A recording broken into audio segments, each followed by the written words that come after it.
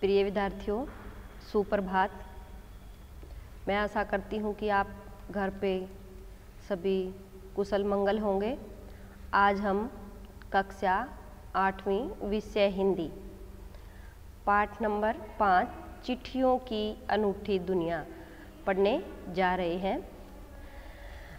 चिट्ठियों की अनूठी दुनिया के पाठ के लेखक अरविंद कुमार सिंह जी हैं। वो चिट्ठियों के बारे में बताते हैं कि चिट्ठियों का स्थान आज इंटरनेट ने ले लिया है। तो हम पाठ को अच्छे से पढ़ेंगे। क्या है, अरविंद कुमार सिंह जी कहते हैं कि लेखक इस पाठ में क्या है, चिट्ठियों के महत्व को दर्शाता है। आज के युग में संचार के साधन क्या है, बहुत ज़्यादा हो गए हैं, जैसे फैक्स, ईमेल, दूरभाष, SMS। आज का जो समय है उसने क्या है, अपना प्रभुत्व मतलब अपना जमाव बना लिया है। किंतु फिर भी चिट्ठियों का अपना एक अलग महत्व है। चिट्ठियों का महत्व आज से नहीं अपितु किससे प्राचीन काल से चलता आ रहा है। मानव सभ्यता के विकास में चिट्ठियों की महत्वपूर्ण भूमिका रही है। आज के संचार के साधनों में अत्यधिक विकास में भी चिट्ठियों का महत्व बराबर बना हुआ है। चाहे कितना भी ईमेल, फैक्स हो, बट चिट्ठियों का महत्व उतना ही है। साहित्य, कला, राजनीति आदि के क्षेत्र में तो पत्रों का विशेष महत्व है, क्योंकि इनमें प्रमाण के आधार पर जब तक क्या है, प्रत्यक्ष को किसकी प्रमाण की आवश्यकता होती है। जब तक प्रमाण ना मिल जाए तब तक कार्य नहीं किए जा सकते। पत्र मानव के संदेश और प्रेरक दोनों का काम करते हैं। पत्रों के अलग अलग भाषा में अलग अलग नाम होते हैं। उर्दू में हम पत्र को खत कहते हैं, संस्कृत में पत्र कहा जाता है, कन्नड़ में कागज कहा जाता है, तेलुगु में उत्तरम कहा जाता है। पत्र सदा जो याद होती हैं उनको सहेजे रखते हैं। तो हम हमारी चिट्ठियों की जो अनूठी दुनिया है वो पढ़ने जा रहे हैं। देखो, पत्रों की दुनिया भी अजीबोगरीब है।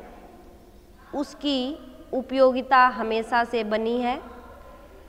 पत्र जो काम कर सकते हैं वह संचार का जो हमारा आज का वर्तमान का अद्भुतम साधन नहीं कर सकता, जैसे ईमेल, फैक्स वो कभी नहीं कर सकते। पत्र जैसा संतोष फोन या SMS का संदेश कहाँ दे सकते हैं। पत्र एक नया सिलसिला शुरू करते हैं। राजनीति जो हमारी पॉलिटिक्स है, जो हमारी साहित्य है और जो हमारी कला है के क्षेत्र में तमाम जितने भी विवाद मतलब जितनी उलझनें और जितनी भी नई घटनाएं, उनका जड़ भी पत्र ही होते हैं। दुनिया का तमाम साहित्य पत्रों पर क्या है, आधारित है, केंद्रित है। मानव सभ्यता जो जब मानव ने धरती पर जन्म लिया, उसके विकास में इन पत्रों ने अनूठी भूमिका निभाई है। पत्रों का भाव सब जगह एक सा है, भले ही उसका नाम अलग अलग हो। मैंने बताया था जब हम पाठ की स्टार्टिंग कर रहे थे, पत्र को उर्दू में खत कहते हैं, संस्कृत में पत्र और कन्नड़ में कागज, तेलुगु में उत्तरम, जाबू और लेख तथा तमिल में कड़ीद कहा जाता है। अलग अलग भाषाओं में इसको क्या है, अलग अलग नाम दिए गए हैं। पत्र यादों को सहेज कर रखते हैं, मतलब जो भी पुरानी यादें हैं, पत्र को बहुत से लोग ऐसे हैं जो लेमिनेशन रखवा कर देते हैं, रख देते हैं। जब भी उनको पुरानी यादों को ताज़ा करना होता है तो क्या है, वो अपने पत्रों को देखते हैं। इसमें किसी को कोई संदेह नहीं है। हर एक की अपनी पत्र लेखन कला है। हर एक के पत्रों का अपना दायरा मतलब सीमित होती है। दुनिया भर में रोज करोड़ों पत्र एक दूसरे को तलाशते तमाम ठिकानों तक पहुंच जाते हैं। मतलब एक दूसरे की खोज करने के लिए अलग अलग ठिकाने बनाते हैं। भारत में ही हमारा जो इंडिया है उसमें डेली प्रतिदिन रोज 4.5 करोड़ चिट्ठियाँ मतलब देखने में बहुत कम है। 4.5 करोड़ प्रतिदिन चिट्ठियां डाक में डाली जाती हैं, जो साबित करते हैं कि पत्र की कितनी अहमियत रखते हैं, मतलब पत्र कितने जरूरी हैं आज भी। पंडित जवाहरलाल नेहरू ने सन 1953 में सही कहा था कि हजारों सालों तक संचार का साधन केवल हरकारे मतलब रनर्स या फिर तेज घोड़े रहे हैं। क्या है, पिछले ज़माने में क्या था, कबूतरों से, घोड़ों से एक दूसरों के पास क्या है जो पत्थर भेजे जाते थे। उसके बाद पहिए आए, जो मानव ने क्या की, पहिए की खोज की। पहले कबूतरों से चिट्ठियां भेजी जाती थी, फिर मानव ने पहिए का आविष्कार किया। पर रेल और तार से भी क्या हुआ, भारी बदलाव आया। तार ने रेलों से भी तेज गति से संवाद पहुंचाने का जो सिलसिला है उसको शुरू किया। अब टेलीफोन, वायरलेस और आगे रेडार, दुनिया क्या है बदलता जा रहा है। पिछली शताब्दी में पत्र लेखन ने कला का रूप ले लिया। डाक व्यवस्था के सुधार के साथ पत्रों को सही दिशा देने के लिए विशेष प्रयास किए गए। पत्र संस्कृति विकसित करने के लिए जो हमारे स्कूल के पाठ्यक्रम, जो मतलब पाठ्यक्रम जो एक पाठ सूची होती है, में पत्र लेखन का विषय भी शामिल किया गया। भारत ही नहीं, दुनिया के किसी भी कोई भी कंट्री है उसमें आप प्रयास चले, और विश्व डाक संघ ने अपनी ओर से काफ़ी प्रयास किए।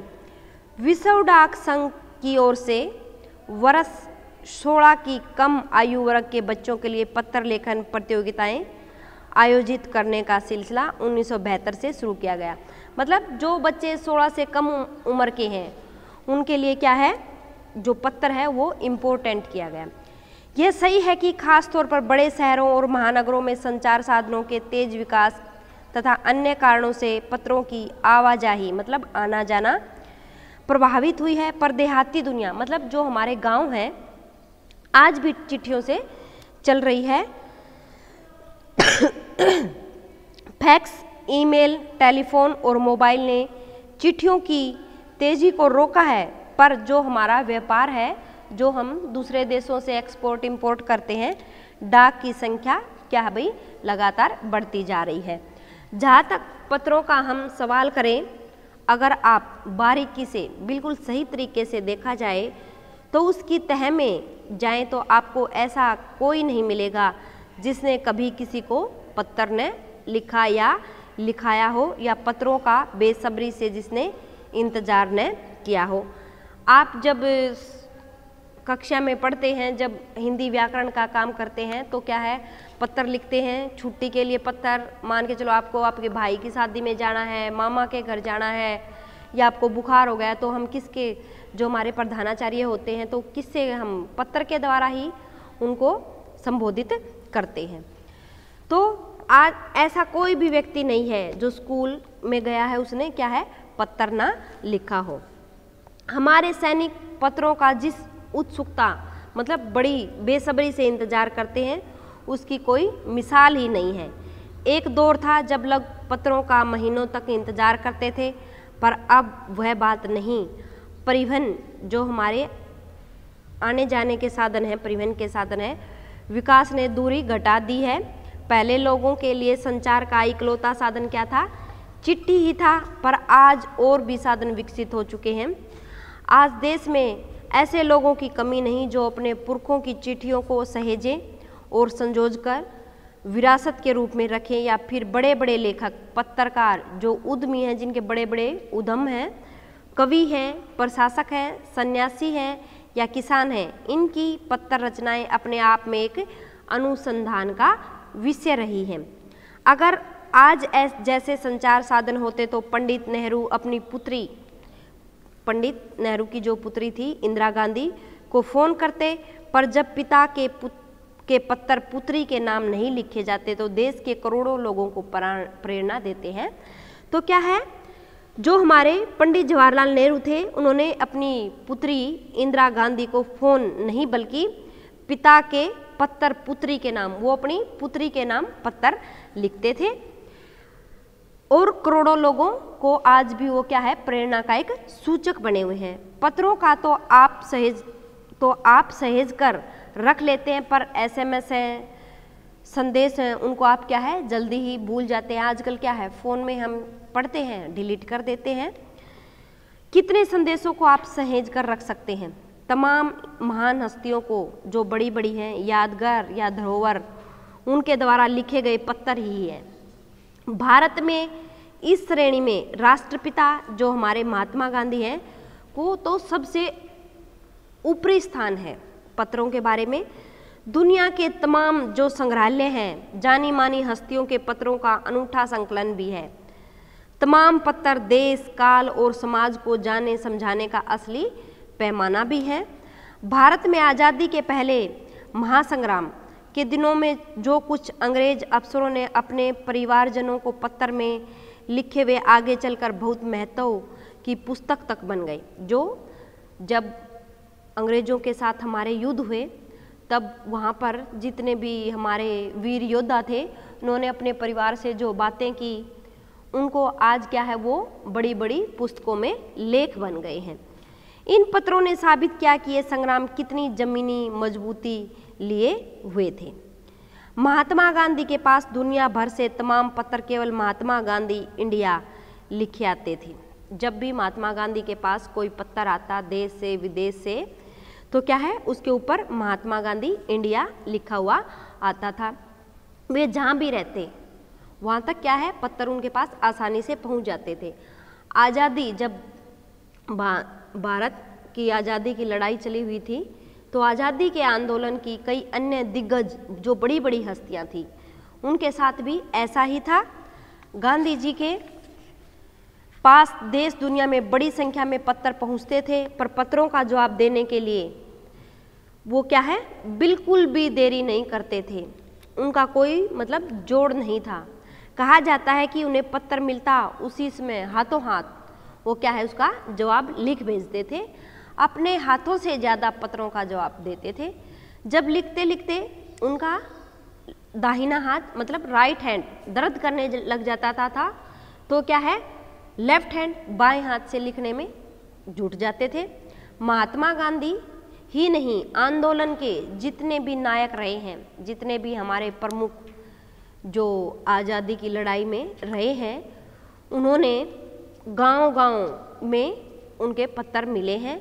पत्र भेजने वाले लोग उन पत्रों को किसी प्रशस्ति पत्र से कम नहीं मानते थे और कई लोगों ने तो उन पत्रों को फ्रेम करवाकर मतलब उनको लेमिनेट करवाकर रख लिया है। यह है पत्रों का जादू। यही नहीं, पत्रों के आधार पर ही कई भाषाओं में जाने कितनी किताबें लिखी जा चुकी हैं। जो पत्रों की रियलिटी है, वास्तव में पत्र किसी दस्तावेज से कम नहीं होते। पंत के 200 पत्र, बच्चन के नाम और निराला के पत्र हमको लिखे हैं, कहा है तथा पत्रों के आईने में दयानंद सरस्वती समेत कई पुस्तकें आदि भी मिली है। जो बच्चन जी थे उनके नाम और जो निराला जी हैं हिंदी के महान कवि रहे हैं, उन्होंने क्या है बहुत से पत्र हमें क्या है देखने को आज भी मिलते हैं। कहा जाता है कि जो मुंशी प्रेमचंद है खास तौर पर नए लेखकों को बहुत प्रेरक जवाब देते हैं उनके पत्र तथा पत्रों के जवाब में बहुत मुस्तैद रहते थे। इसी प्रकार नेहरू और गांधी के लिखे गए, रविंद्रनाथ टैगोर के लिखे गए पत्र भी बहुत प्रेरक हैं। महात्मा गांधी और कवि के नाम से महात्मा गांधी और रविंद्रनाथ टैगोर के बीच सन 1915 से 1941 के बीच के जितने भी पत्राचार का संग्रहालय प्रकाशित हुआ है, जिसमें बहुत से नए तथ्य और उनकी मनोदशा मतलब मन की जो व्यथा है उसका लेखा जोखा भी पत्रों में ही मिलता है। पत्र व्यवहार की परंपरा भारत में बहुत पुरानी है, पर इसका असली विकास आज़ादी के बाद ही शुरू हुआ है।